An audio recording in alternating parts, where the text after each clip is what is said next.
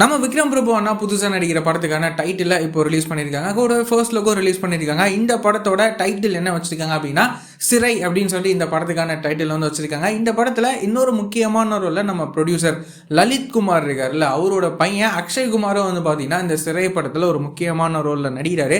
So இந்த சிறை படம் வந்துட்டு உண்மை சம்பவத்தை தழுவி இந்த படத்தை வந்து எடுத்திருக்காங்க. இந்த படம் எப்படி இருக்க போகுது அப்படின்னு சொல்லிட்டு நம்ம வெயிட் பண்ணி பார்க்கலாம். இந்த படத்தை வந்து யாரை டைரக்ட் பண்ணுறாங்க அப்படின்னா சுரேஷ் அப்படின்னு சொல்லி இவர் தான் வந்து டைரக்ட் பண்ணுறாரு.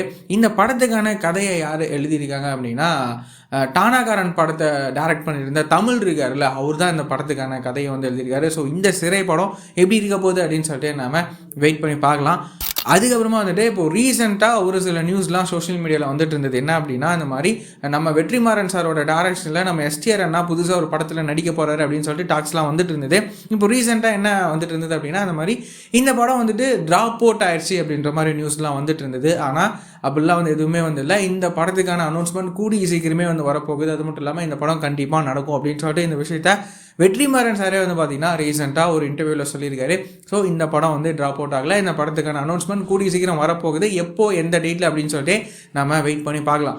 இந்த மாதிரியான ரெகுலரான சினிமா அப்டேட்ஸ்லாம் நீங்கள் ரெகுலராக தெரிஞ்சுக்கணும் அப்படின்னா நம்மளோட இந்த சேனலில் மறக்காமல் சப்ஸ்கிரைப் பண்ணி ஃபாலோ பண்ணி வச்சுக்கோங்க. வேறு ஏதாவது ஒரு நெகட்டிவ் இருக்குது அப்படின்னா மறக்காமல் கமெண்ட்டில் சொல்லுங்கள்.